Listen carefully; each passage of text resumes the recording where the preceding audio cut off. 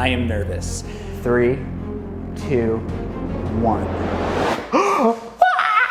Oh my God! Oh my God! This is the Magus Spun Chair. It's the most fun I've ever had on a piece of furniture, and it costs about $1,000. When I saw one of these for the first time, I immediately thought it was 3D printed. It just has that look. You can almost imagine one of these chairs printing in a single piece. I later learned that they're not 3D printed, they're made with a technique called rotational molding, but it got me thinking, could I 3D print one of these designer chairs for under $1,000? If I was actually gonna 3D print a life-size working Magus Spun chair, I was gonna need some help. Hold your horse. Oh, hi. Hey, do you have a giant 3D printer I can use? I do. It's complicated. Let me show you. This is Joel Telling. You might know him from his YouTube channel, The 3D Printing Nerd, and he happens to have one of the biggest 3D printers you can buy, but it was having some problems. So here it is. This is the Orange Storm Giga, and originally on a live stream, famously, it dove the nozzle into the bed and destroyed itself. And I had to wait for them to send a new hot end because it had bent the screws and actually snapped the heat brake. And they did. I took the 2 hours it takes to level this thing properly, and then I did some prints, and it actually worked. And then, unfortunately, because the beds are on springs and the sensor they're using to get the height isn't proper, I printed this, and it's got a substantial layer shift, and it didn't stick to the bed very well in the center. And then I had this giant glob of filament consume the hot end and break the thermistor, and this is where it sits. So maybe not the best machine to print a meter cubed chair right now? Not yet. I think with the changes that I have planned for this thing, it's going to be amazing and can print all the chairs you've ever wanted. But for now, unfortunately, this is offline. Unfortunately, we were just passing through Joel's neck of the woods, so I couldn't wait around for the Orange Storm Giga to be operational, which was probably a blessing in disguise because even though it's big, the Giga isn't quite big enough to print a full-size Magus Spun chair. I'd have to scale it down by like 20%, and that feels like a bit of a cop-out.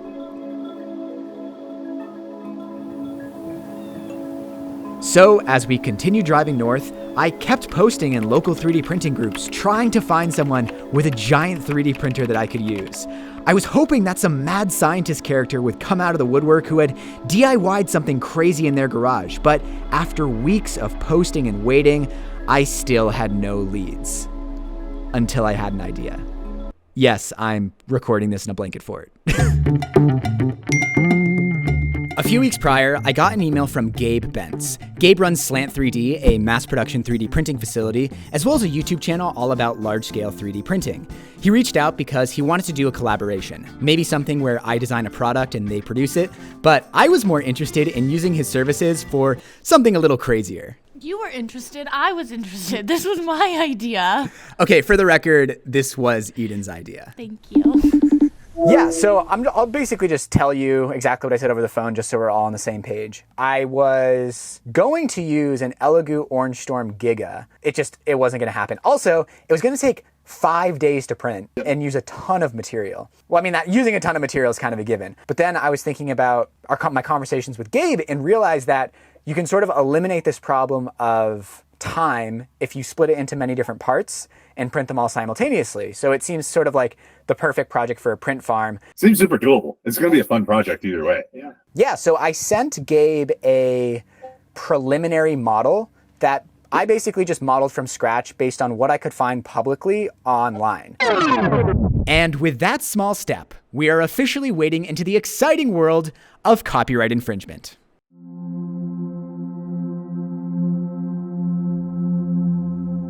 Now, I'm no lawyer, but the Magus Spun chair is a piece of designer furniture, and I assume that means that they have certain legal protections against what some people might call knockoffs.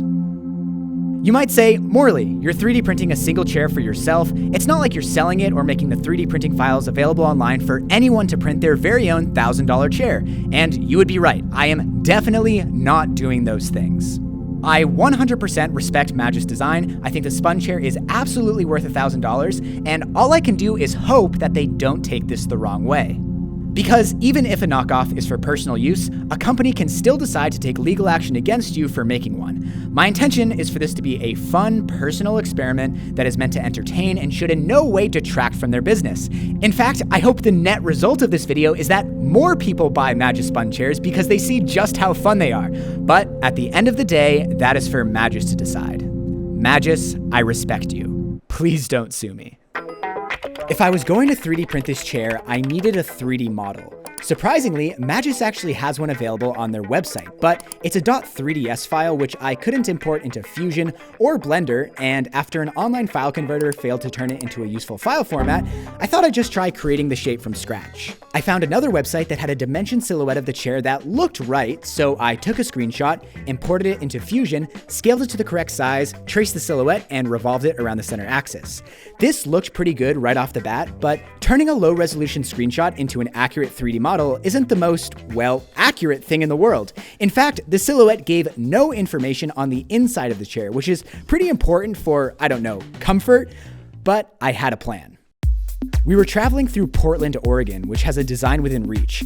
Kind of an ironic name because they sell expensive designer furniture, but I saw that they carried the Magispun chair. So I popped in under the guise of buying some bougie furniture for my yuppie Portland loft and started measuring the floor model to verify my 3D design. Surprisingly, none of the staff seemed to care. I assumed they thought we were just seeing if it would fit in our apartment, and after going for a quick spin, honestly, guys, these chairs are so fun. It basically feels like you're about to fall backwards, but then the chair catches you and rolls you around, and then the cherry on top is that as you roll, you also slowly rotate in a circle. It's like a fidget spinner for your whole body.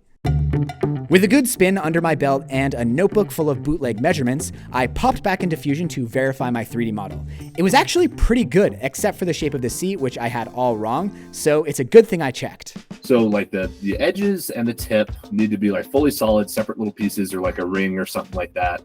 And then the rest of the pieces can be fairly low density, I think. For $1,000 chair, I'm almost certain that it could be made affordably at scale or something like that with printing. That's sick. I was not expecting a actually good product.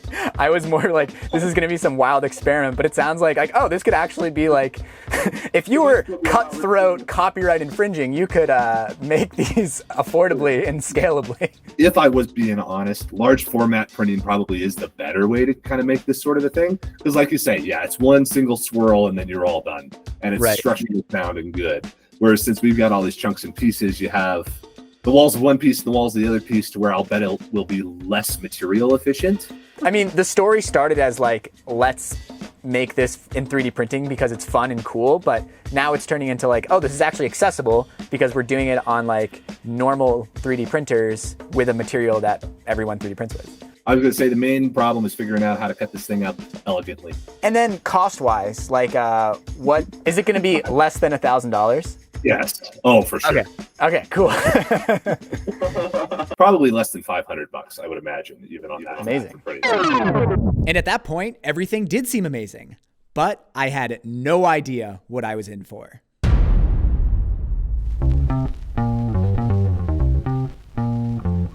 Slant 3D is located in Idaho, and I'm in Vancouver, British Columbia, and there's this minor complication called an international border between us. Shipping big stuff across that border can get really expensive, but luckily, Vancouverites have been getting around that problem for years. There's this tiny town right across the border called Blaine, Washington, literally a 40-minute drive from the city of Vancouver, and it is filled with businesses that do nothing else except receive packages for Canadians so we can save hundreds of dollars on shipping. The trick is getting it back into Canada.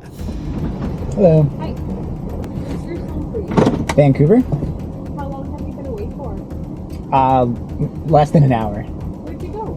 I went to Hagen's of Blaine to pick up a package. What's coming back? It's basically a 3D printed chair in pieces. Okay, what's the total value on it? It's about $200. Okay, anything else coming back today? That's it. Any alcohol, tobacco? Nope.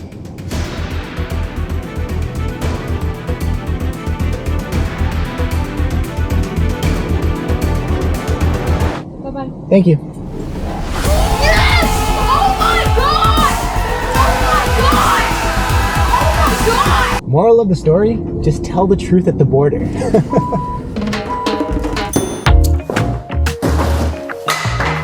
After weeks of waiting, it was finally time to see the 3D printed chair pieces for the first time. And I quickly realized just how many pieces there were. I kept thinking I was nearing the end of each box, but then I would pull back some paper and sure enough, there'd be another layer of pieces underneath. There's already so many pieces, and I still have the big box.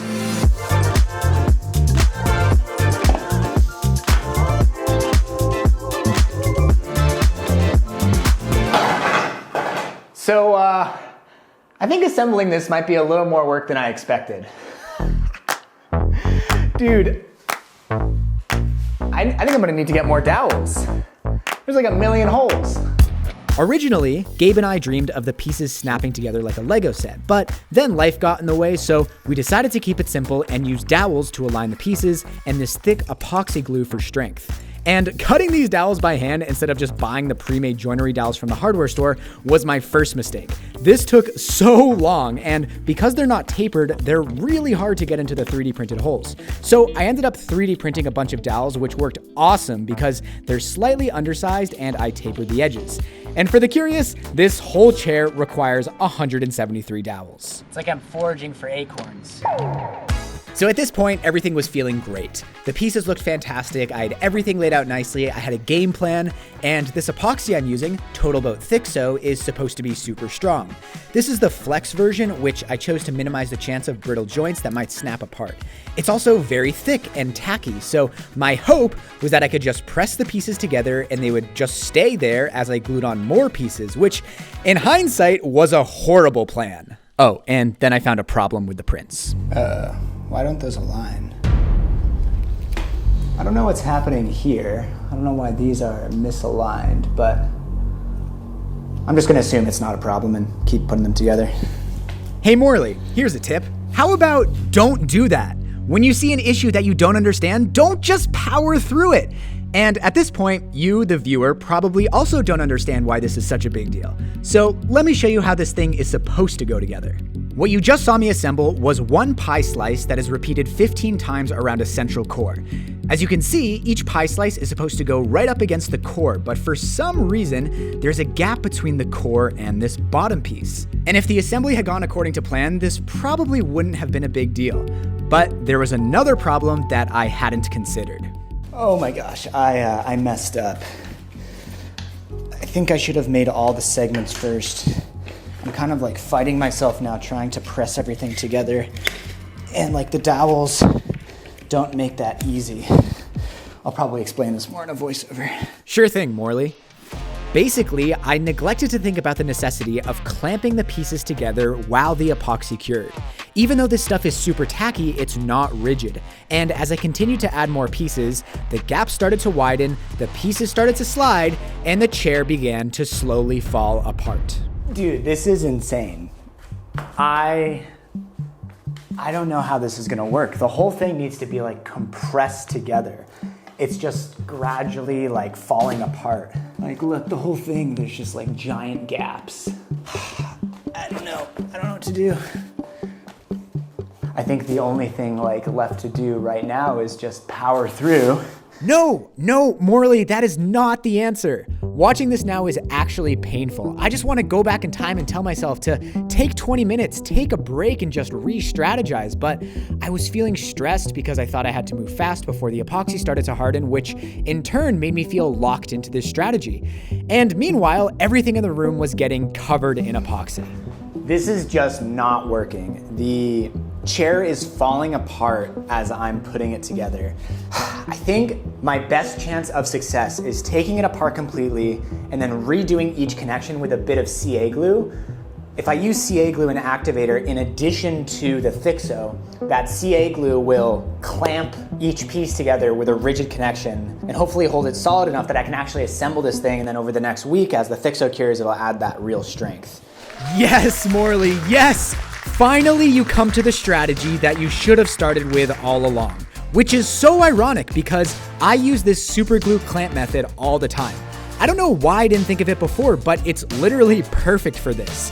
The challenge is now I have all of this half-cured epoxy covering everything that I have to work around as I undo hours of bad work, and that's when I started to lose my mind. It's just going underneath. Just loosen it. I'm like almost just done with this. It's like so messy and wasteful. All right, it's getting covered in epoxy. I just feel like this thing sucks.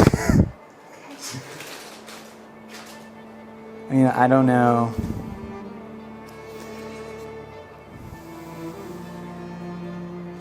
I just kind of want to trash it and start over. I think that's a totally valid option. I just really think you should step away from it for a little bit. I think the best way to sum up how I was feeling in that moment is embarrassed. Embarrassed that I basically ruined a month's worth of work and 50 pounds of material because I just hadn't prepared well enough. A big part of me truly believed that the 3D printed chair was a lost cause and I should just throw it in the dumpster, and that made me feel embarrassed because what a colossal waste of material. What a huge amount of plastic pollution. And I was embarrassed about how I was acting in front of Eden. I felt like a kid who just wanted to flip the game board because he had lost. But I'd been working for hours and it just had gone so wrong so quickly. So I am feeling, or was feeling, like this close to giving up. This thing is so ridiculous and there's epoxy everywhere and I'm really frustrated. It's taken hours just to take it apart and restart and have something that is almost kind of working. But Eden has convinced me to keep going and we'll see. Start with a good foundation.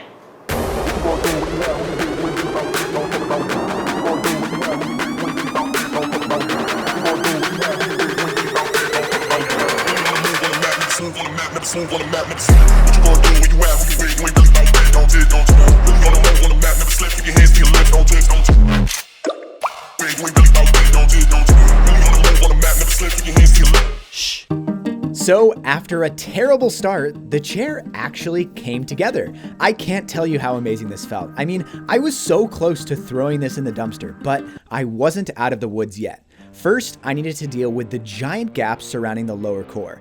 I had epoxied this to the other core piece, but there was nothing supporting it side to side, and I didn't want it to just snap off when I started rolling around, so I filled that gap with expanding spray foam.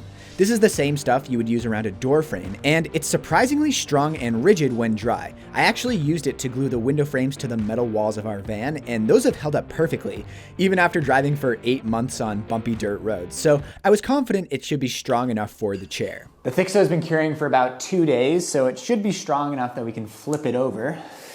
Ooh! All right, it's not as heavy as I thought it would be. I feel like it's of comparable weight to the manufactured chair. Oh, wow. This is sick. It's looking better than I thought it would at this point. At this point, my major concern was the overall strength of the chair. There were some huge gaps between the pieces. Not Gabe's fault, this was entirely because of my less than optimal assembly, and I filled these with more epoxy over the next few days. But I could only access the seams on the outside. I had no idea how strong the inside of the chair was, or if it was all gonna break apart in some unexpected way once I started rolling around. However, I wasn't going to be able to test that for 5 days once the epoxy was fully cured, so I thought I'd give Gabe a call to find out what happened with the core and if this was going to cost less than $1,000. Hey, Gabe. I'm sorry that we sent you the wrong file there. I finally got that tracked down a little bit. It's all good, but yeah, I'm curious, what happened? It was version control. One of the V1s, when we were still messing with like core size, propagated all the way through to the V2, which we printed for you. And I think in the rush, they had released that chunk of the model to start printing, but then there was that little tweak made to the core diameter before we started printing those and got all the way through. So we just made your life miserable a little bit on the other side. I think like 90% I made my life miserable. How long in the end did it take everything to print? Ultimately, it's about 30 to 50 print days. So if a person was doing it on their own 3D printer, one 3D printer would take them 30 to 50 days. How long did it take you guys in actuality with spreading it out across multiple? We spread it across about 15 machines. So yeah, about 4 or 5 days or so got it all knocked out. But yeah, if we were deploying this thing, we'd deploy it to like the number of machines that there are parts. So 64 machines, you'd be turning out a chair chair every single day. If you really wanted to scale up, you've got we could deploy it conceivably to the whole print farm, which is 3,000 machines. So we could make 100 of these a day if we really, really wanted to. All right, let's talk about how much this chair actually costs. During my first meeting with Gabe, he told me that Slant 3D keeps their material cost low by purchasing pellets of PLA and then melting it down themselves into filament, which is way cheaper than buying rolls of filament retail. Well, I'm gonna ruin your story just a hair on this one, because we did end up buying filament of this because we didn't have enough red in production to roll out a bunch of red for it from the in-house stuff. So there wasn't enough stuff on the shelf that we just bought $15 per spool filament and just ran with it. But if we were making the filament ourselves, PLA, the raw beads of PLA cost about $1.50 to $2 a pound. So on this chair, it could be conceivably made for about $70 to $100 of material. Off the shelf, it ends up costing about $300 to $350 or $400 for the material that was put into this. And that explains why the bill from Gabe is a bit more expensive than I expected. So I just got the invoice from Slant 3D. The total ended up being $568.08, which breaks down to $464.10 for printing of the 64 chair components and $103.98 for the shipping. It's a bit more than I was expecting, but still less than $1,000.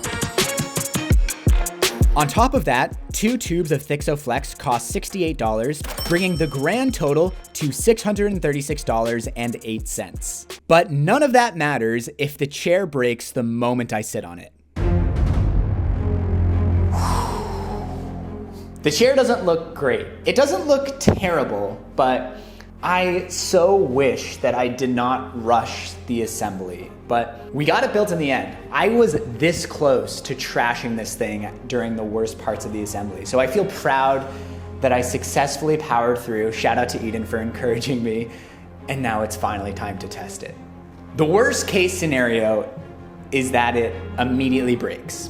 But if it stays together and I can successfully go for a spin in this thing, it will all be worth it. All right, let's do it. Let's try it. Epoxy is fully cured, so it should be strong. Okay. All right, might have gone a little shallow on the seat, but it's really comfortable. I mean, just sitting like this is really nice. Now, all right, I'm just slowly rocking into it. Can I get into a spin? 3, 2, 1. Oh my God! Oh my God!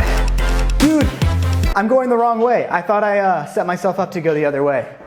But here we go, we're coming around. Ah! Dude! It's just as fun as the real one!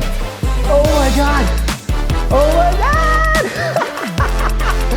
God! We 3D printed a $1,000 chair. Immediately one of my prized possessions. I am never throwing this away.